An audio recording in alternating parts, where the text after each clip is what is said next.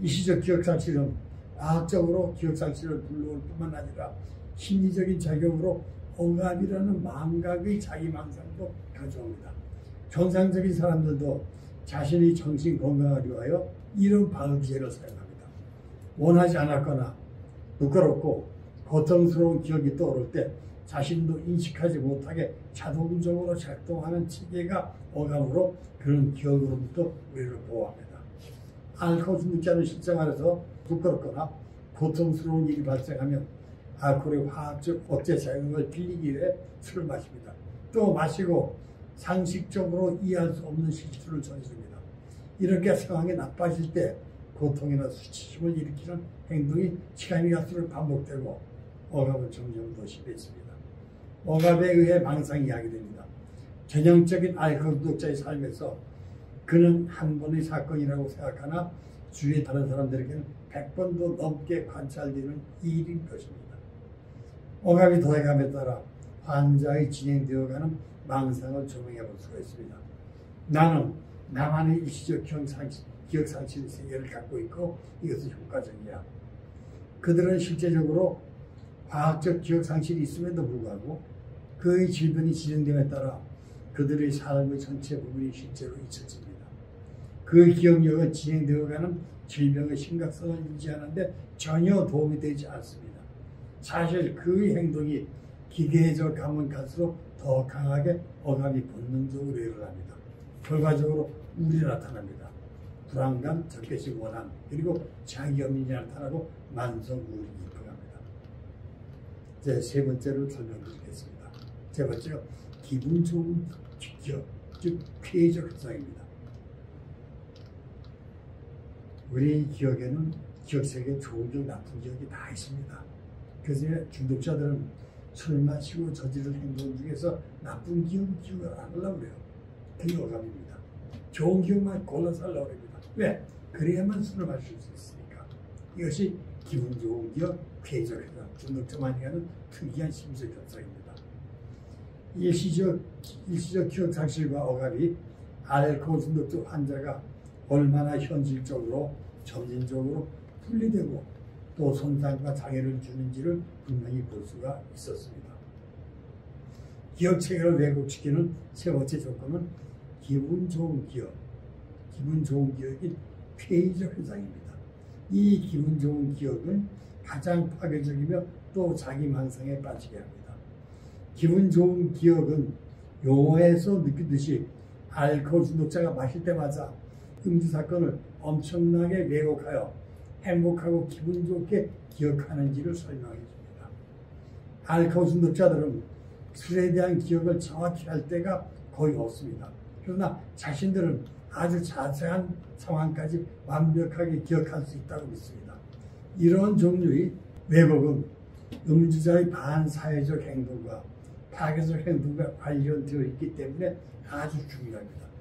많은 환자들과 상담해보면 그들은 자신의 잘못을 인정하는 경우가 극히 드뭅니다.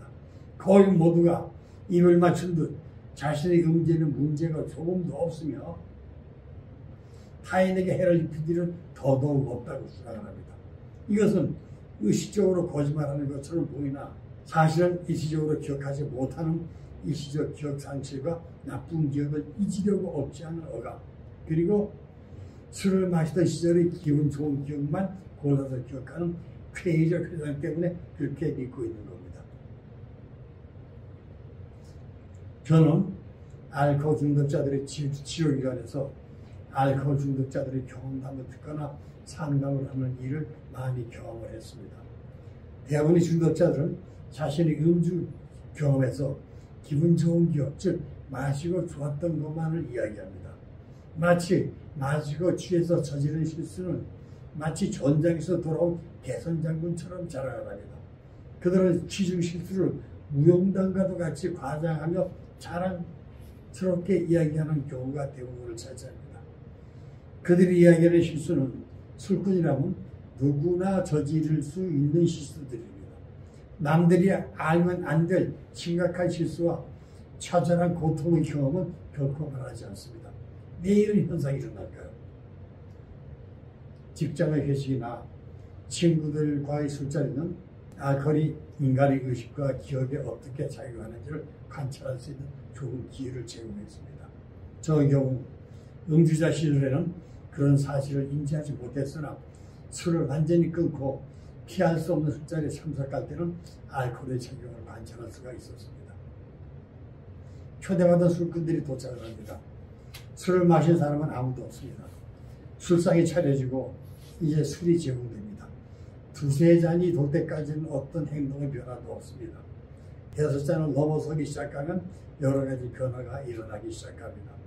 보통 사회 문제나 정치 문제 등이 화제에 오르고 진지하게 토의됩니다. 조금 더 술이 돌면 목소리가 커지기 시작합니다. 옆 사람과 은밀한 대화가 불가능해집니다. 자연 목청이 높아야 대화가 가능해집니다. 이는 알코올이 청각에 영향을 주기 때문입니다. 그 다음은 목소리 질도 정상적인 조용함이나 심각성에서 벗어납니다. 쾌활하고 들뜨고 웃고 떠듭니다. 농담의 질도 품위도 있습니다. 음담 패설이 난무합니다. 더욱 시간이 흐르면 술판이 복새통이 됩니다. 멱살잡이를 하는 사람도 나옵니다.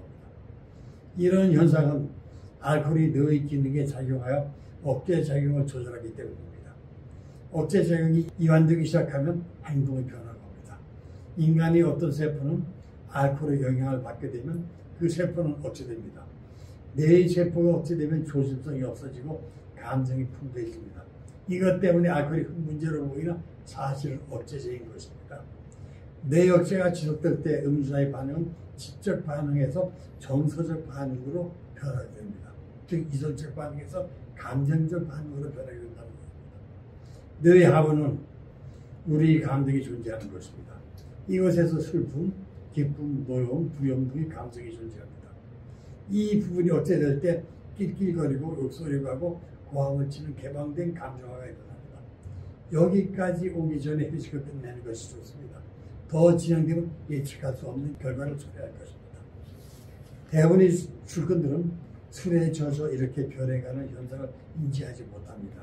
그러나 술을 절제해 마셔서 마취되지 않은 사람이 맑은 정신으로 관찰한 다음날 그들을 만나면 어제 술자리를 이야기하면 내가 정말 그랬어 하고 묻는 경우가 많습니다. 이런 사람들은 무슨 말을 했는지 어떤 행동을 했는지 기억할 수가 없습니다.